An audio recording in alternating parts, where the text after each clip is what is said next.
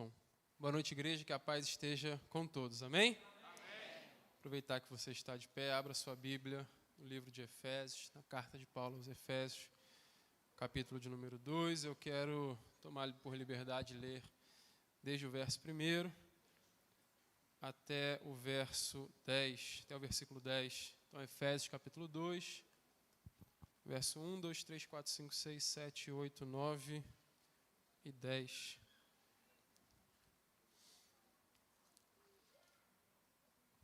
Aqueles que acharam, por favor, digam amém. Amém. Então, acho que nós já podemos ler Efésios, capítulo 2, a partir do verso 1.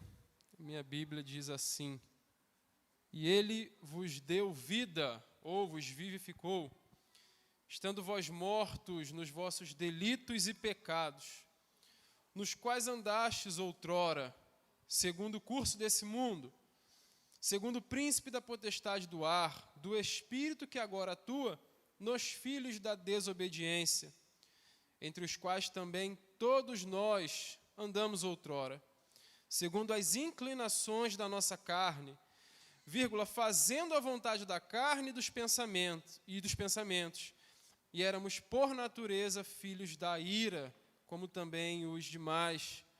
Mas Deus, sendo rico em misericórdia, por causa do grande amor com que nos amou, e estando nós mortos em delitos, Ele nos deu vida, juntamente com Cristo.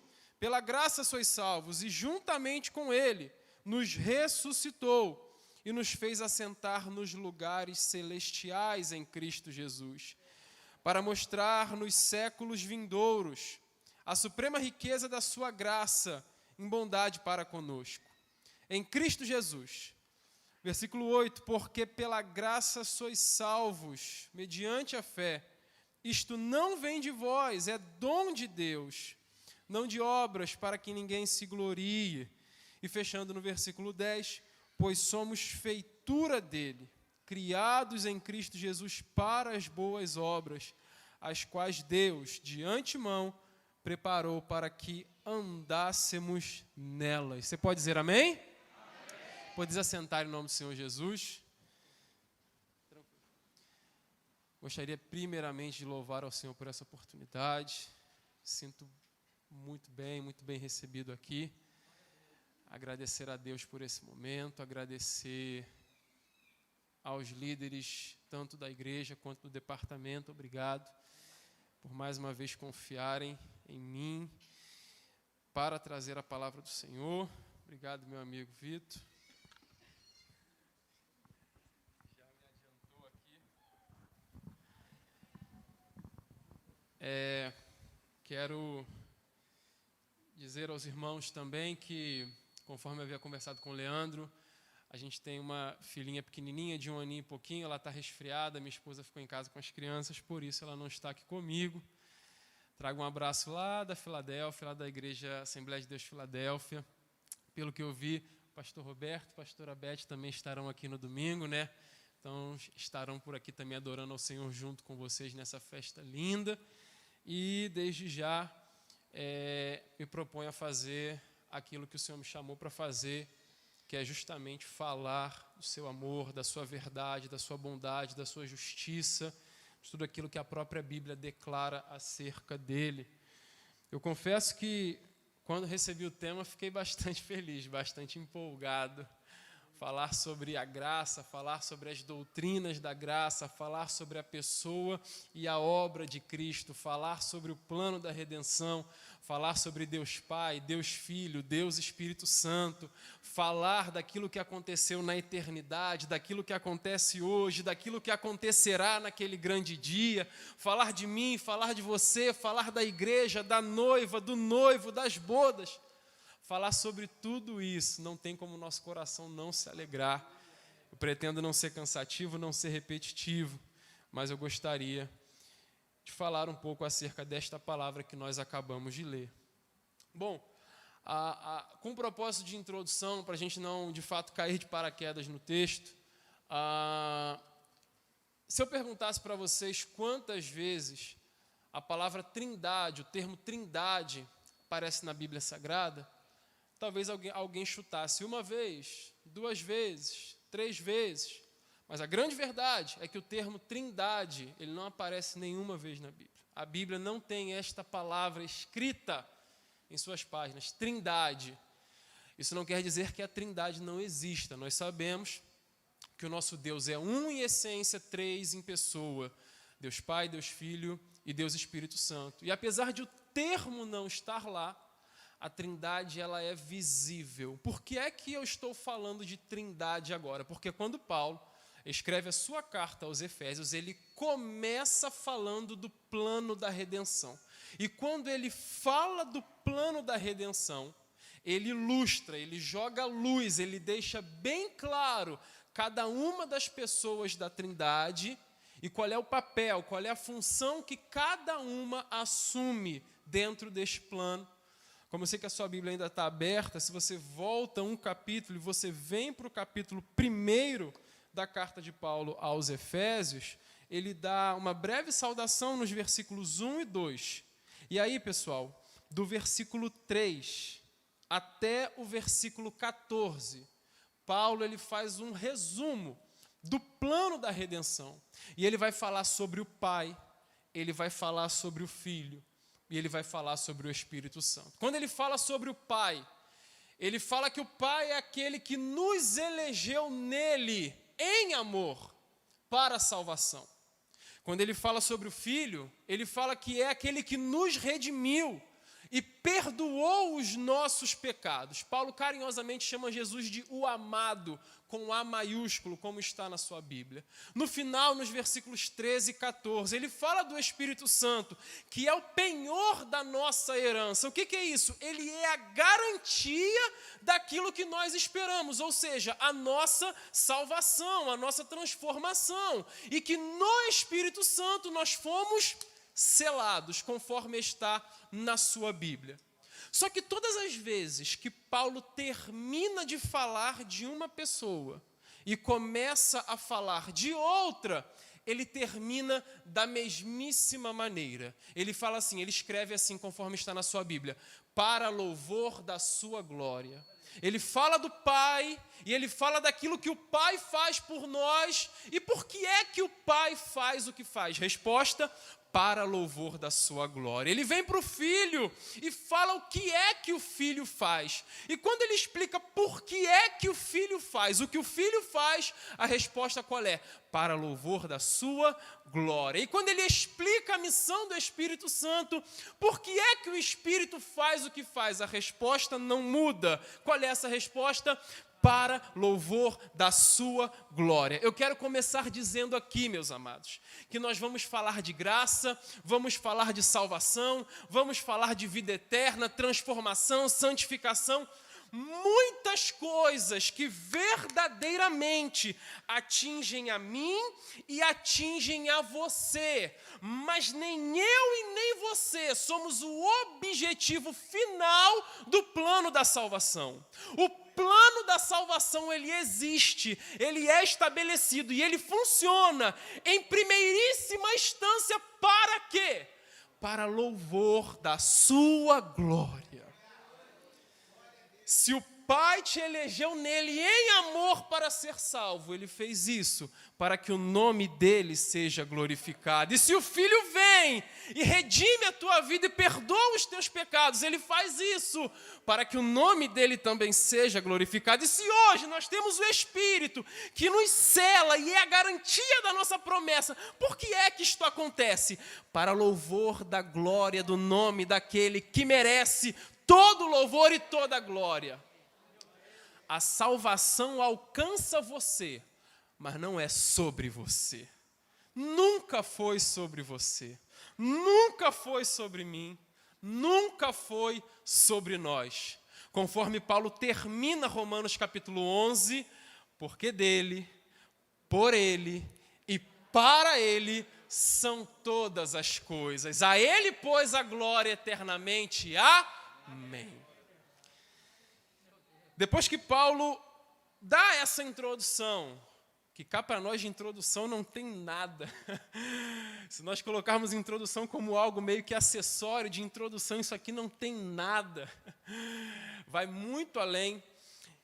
No final do capítulo 1, ele faz uma oração, ele fala: por isso eu oro por vocês, para que o Senhor ilumine o entendimento de vocês, e vocês consigam entender esse mistério, vocês consigam entender a riqueza dessa graça.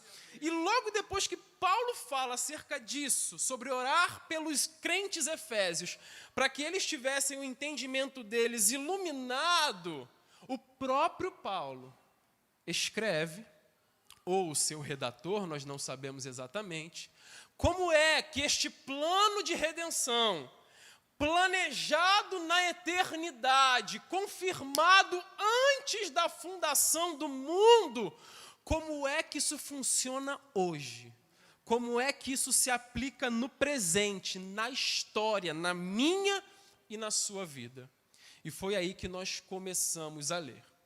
E nós sabemos muito bem que a graça de Deus e o plano de salvação e de redenção é a única saída que nós temos, é a única esperança a qual nós nos agarramos e é a única luz no final do nosso túnel. Porém, muito obrigado, meu irmão. Porém, já vou fazer uso.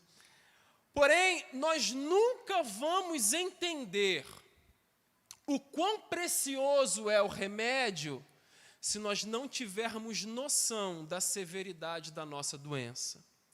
Nós nunca iremos entender a preciosidade do que o sangue de Jesus fez por nós, se nós não entendermos o tamanho e a profundidade do buraco que ele nos tirou. Então, para isso, olha o que Paulo faz.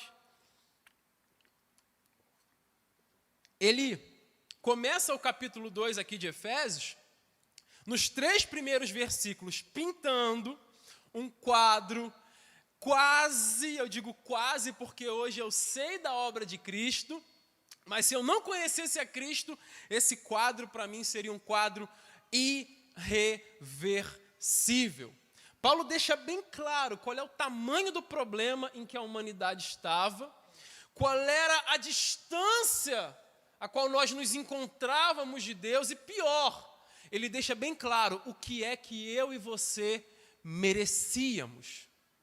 Ele começa o capítulo 2 dizendo que Deus nos vivificou quando nós estávamos mortos em delitos e pecados. Nós não estávamos na emergência, nem no CTI, nem na UTI, nem entre a vida e a morte. Não, ele deixa bem claro, vocês estavam mortos. Morto de morto mesmo. E essa palavra, ela revela algo que eu e você precisamos ser lembrados a cada dia.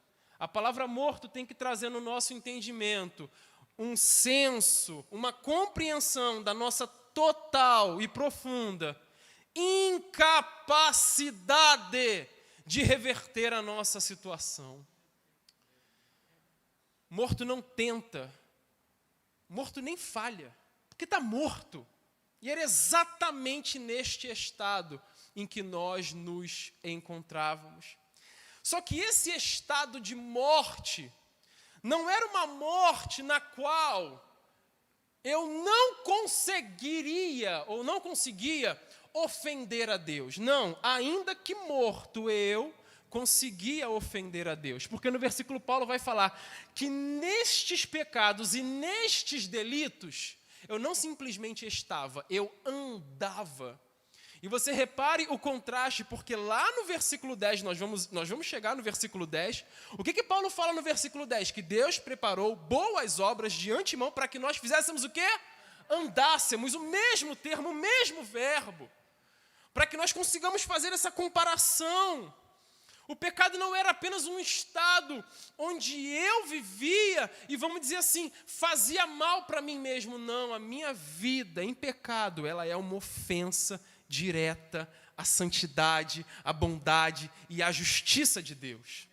Ele fala que nestes pecados nós andávamos outrora, segundo o curso deste mundo. Mundo aqui não é a criação perfeita e agradável de Deus, não é a humanidade salva e redimida pelo Senhor. Mundo aqui é o sistema corrupto e decaído, no qual nós nos encontramos se nós olharmos para a direita ou para a esquerda. É o mundo que é regido por um príncipe, que Paulo vai dizer aqui que é o príncipe da potestade do ar, o nosso inimigo, nosso adversário, Satanás. E este espírito do mundo, no qual nós andávamos, no qual nós vivíamos, e no qual nós ofendíamos a Deus deliberadamente, ele opera, ele atua sobre os filhos da desobediência. Ou seja, não é aquela questão de que, eu estou pecando, mas eu nem sei o que eu estou fazendo, eu não sei se eu estou pecando, se eu não estou pecando, pode ser que sim, pode ser que não. Não! É uma rebelião declarada contra a autoridade e a soberania de Deus. Nós, antes de Cristo, desobedecíamos e sabíamos que estávamos desobedecendo. Você conhece Romanos capítulo 1, como é que Paulo explica que Deus coloca um senso moral dentro de cada homem, e nós, ainda que não tenhamos o conhecimento da palavra, sabemos o que é o certo e o que é o errado, e quando fazemos aquilo que é errado, não podemos chegar diante de Deus e falar: Deus, eu não sabia. Romanos capítulo 2, Paulo fala: portanto, tu és indesculpável, ó homem. E ele termina em Romanos capítulo 3, porque todos pecaram e carecem, e destituídos foram da glória de Deus. Ele termina aqui em Efésios capítulo 2, no versículo 3, dizendo que ele também andava nessa vida de pecado antigamente, segundo a inclinação da carne, fazendo a vontade da carne. E ele usa uma palavra-chave, ele diz que éramos por natureza filhos da ira. Natureza não é o que você aprende nem o que você adquire, é o que você nasce. O profeta Jeremias fala: pode o etíope mudar a cor da sua pele, pode o leopardo mudar as manchas da sua pele. E aí ele vai falar para o povo de Israel: vocês também não conseguem mudar o que vocês são em essência. Vocês são essencialmente decaídos, corrompidos e depravados. Por vias humanas, por vias naturais, não há esperança. E aí você pode falar: caramba, Júlio, se o cara entrou aqui com problema, depois dessa introdução, meu amigo, se alguém entrou aqui desanimado depois dessa, você acabou com a pessoa. Meu Deus, o cara veio aqui querendo ouvir uma palavra que ia levantar, você veio e jogou mais terra por cima do caixão. Meu Deus do céu. Só que, como eu falei, nós nunca vamos entender o valor do que foi feito por nós se a gente não entender o tamanho e a profundidade do buraco em que nós estávamos. Porque pode ser que existam pessoas que entraram por essas portas dizendo: eu acho que eu não preciso tanto assim desse Jesus, não. Eu tenho meus probleminhas, mas eu não sou tão ruim assim. Tem gente que pensa: não, tem gente pior do que eu por aí. Eu sou ruinzinho, mas... Meu amigo, a situação é muito pior do que você imagina. Depois que Paulo, então, pinta este quadro tenebroso, ele escreve as duas palavras mais importantes de todos esses 10 versículos que nós lemos. Júlio, você leu com a gente 10 versículos. Se você só pudesse salvar 2 palavras, quais palavras seriam? Versículo de número 4, está escrito assim, mas Deus. Se você quiser resumir o Evangelho, mesmo que isso seja impossível, em 2 palavras, o resumo seria: mas Deus.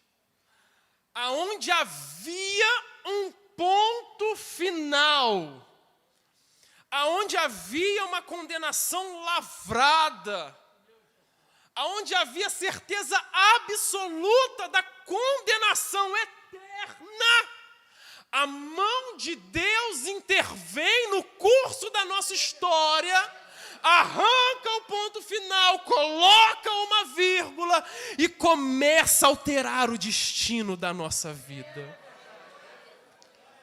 O nosso Deus é um Deus que não somente observa a nossa história, mas Ele pisa, Ele coloca a mão, Ele intervém no curso da nossa vida, igreja.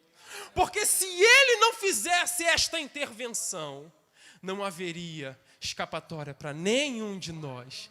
Ele fala, mais Deus. Ele não fala, mais os anjos, mais o homem, mais o governo, o presidente, o sumo sacerdote, quem quer que seja, qualquer criatura, qualquer poder, qualquer potestade, qualquer principado, não! Ele fala, mas Deus, porque sabemos que é Ele o grande autor da nossa salvação.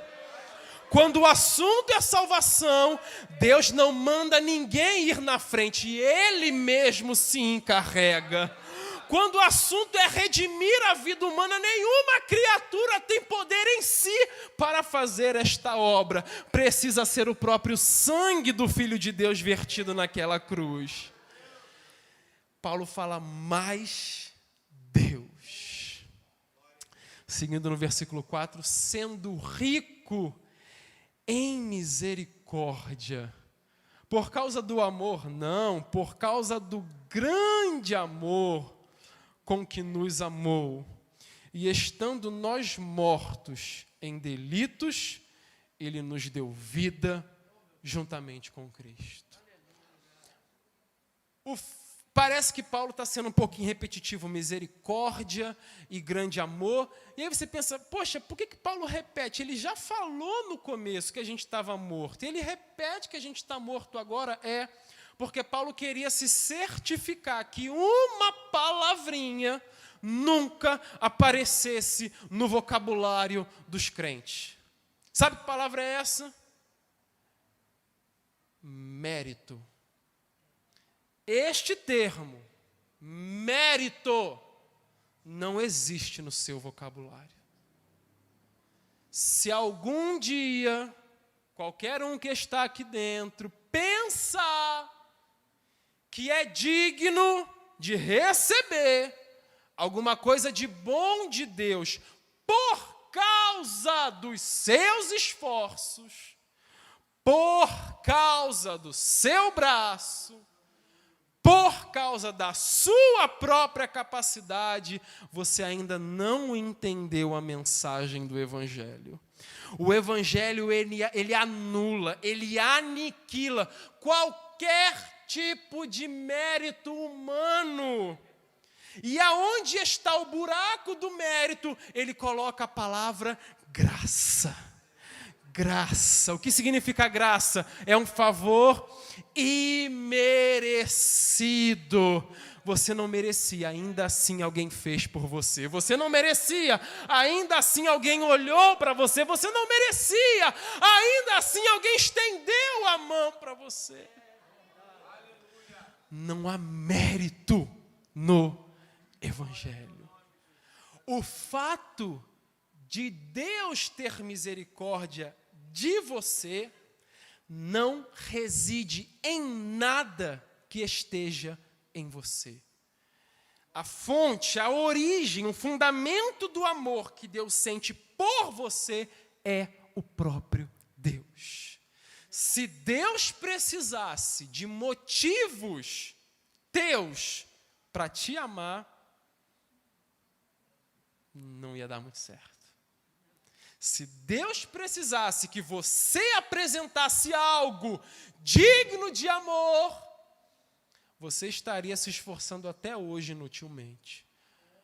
O profeta Isaías, se não me falha a memória, deixa muito claro. Ele não fala que as nossas obras, ele fala que as nossas melhores obras são, diante de Deus, como um trapo de imundícia, não valem de nada.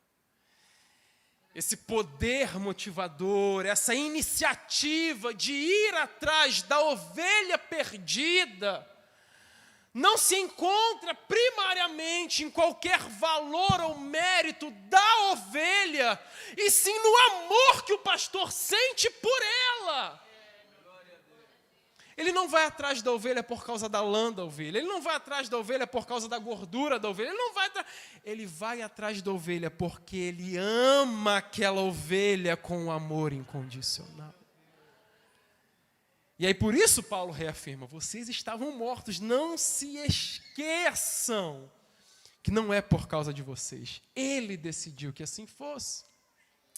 E Paulo faz um paralelo no versículo 6, dizendo que juntamente com ele nos ressuscitou e nos fez assentar nos lugares celestiais em Cristo Jesus. E aí é bacana, porque no versículo 7, Paulo retoma a ideia que ele havia exposto no capítulo 1. Olha o que está escrito no verso 7. Para mostrar nos séculos vindouros a suprema riqueza da sua graça em bondade para conosco em Cristo Jesus. Mais uma vez, meus irmãos, quando eu e você somos salvos, redimidos, lavados, regenerados, justificados, santificados e futuramente glorificados, isso vai ser para que Deus mostre, exiba, glorie-se na suprema riqueza da sua graça. Eu aprendi que não é da natureza do homem se gloriar, porque sempre vai ter alguém que faz aquilo melhor do que você. Qualquer coisa, pense em qualquer coisa. Cara, eu sou muito bom nisso.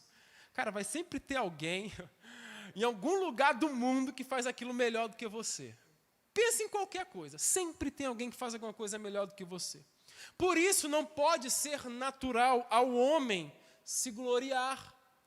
E por isso que é natural a Deus se gloriar e exibir e estampar para todo mundo ver o quão bom Ele é, o quão gracioso, o quão poderoso, o quão forte Ele é. Por quê? Porque nunca vai haver ninguém que faça nada melhor do que Deus. E aí, nós chegamos no versículo 8, que é justamente o nosso foco aqui hoje, onde Paulo escreve: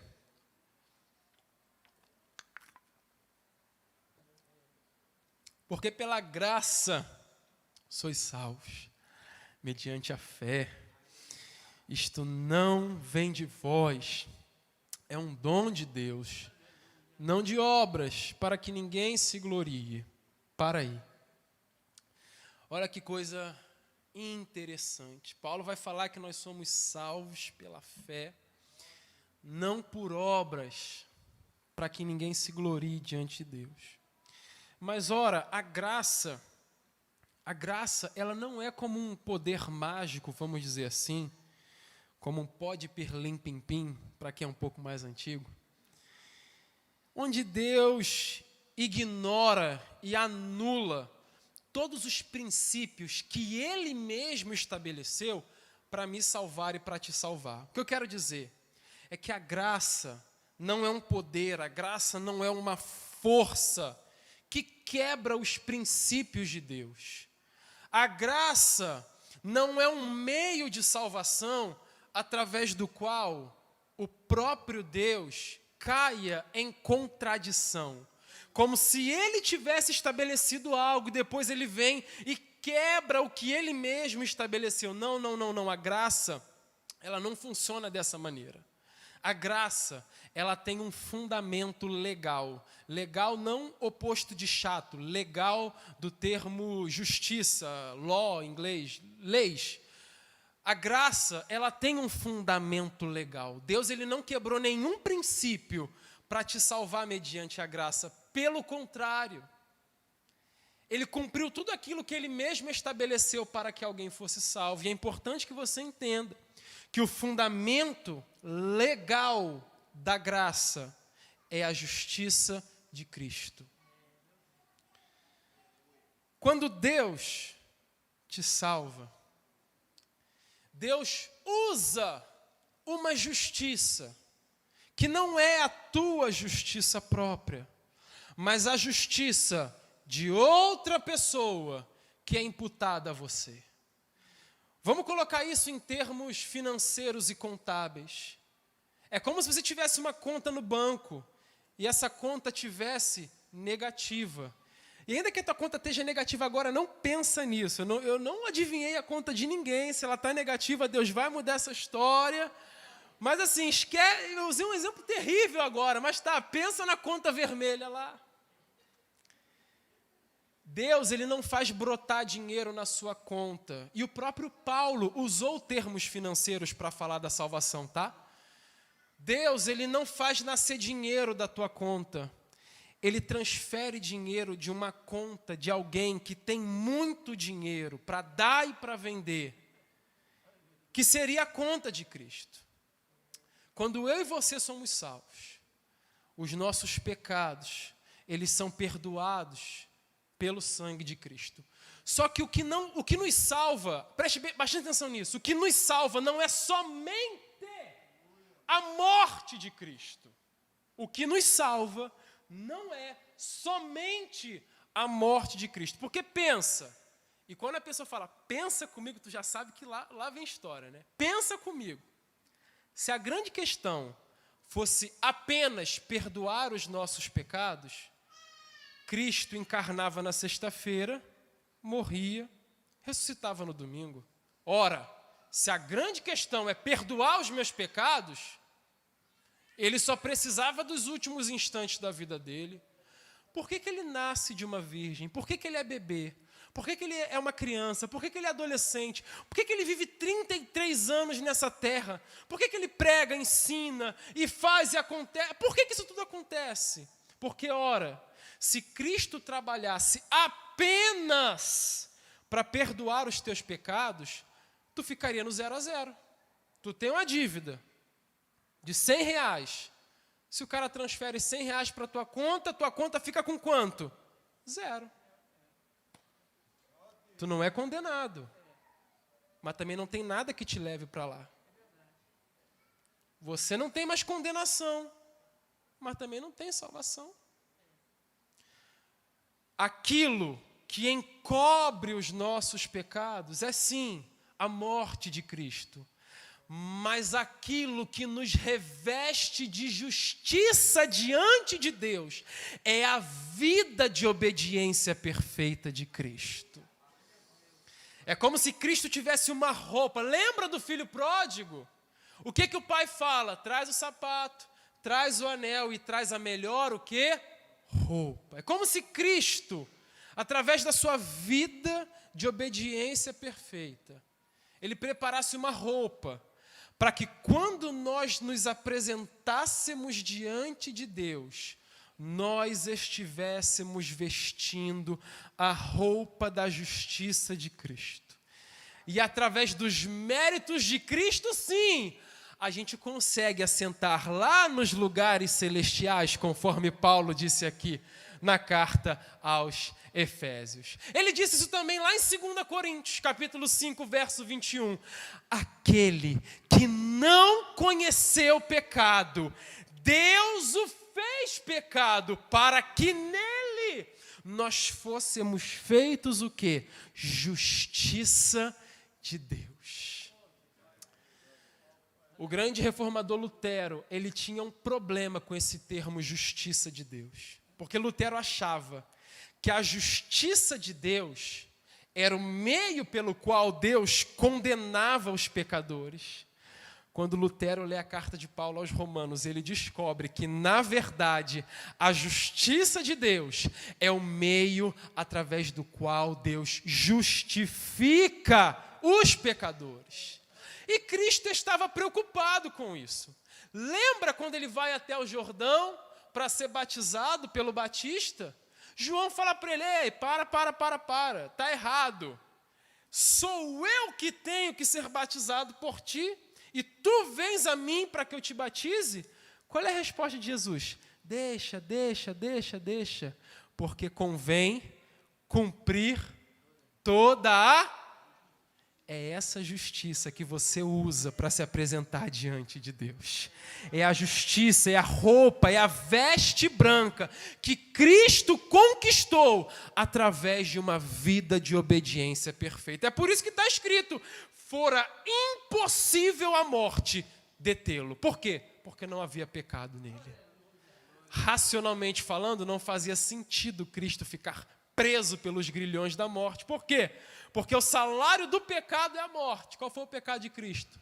Nenhum. Então a morte não tem poder sobre ele. E hoje eu e você, Paulo vai dizer aqui, mediante a fé, nós abraçamos, nós recebemos, nós nos agarramos a essa graça, a esse favor, a essa justiça, a esse crédito que está disponível para todo aquele que nele crê.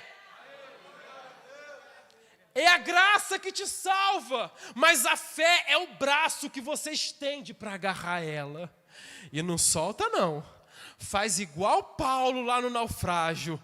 Vai nadando, vai agarrado nas tábuas de madeira, vai de alguma maneira, vai cambaleando, mas não para até você chegar em terra firme. E aí eu finalizo com o versículo de número 10. Porque quando nós damos essa ênfase na graça, fé, justiça de Cristo, morte de Cristo, sangue de Cristo, fica uma pergunta, tá bom, e as obras não importam? Paulo fecha o seu argumento de maneira genial. Porque falar de obras não é um assunto complicado, é um assunto tendencioso. Por quê? Quando falamos de obras, tendemos aos extremos. Nós tendemos a ir para o 8 ou para o 80. Quando falamos de obras, existem aqueles que supervalorizam o valor das obras. Ou existem aqueles que subvalorizam o valor das obras. E tudo tem o seu lugar certinho. Paulo fala que Deus nos fez, nos formou para as boas obras.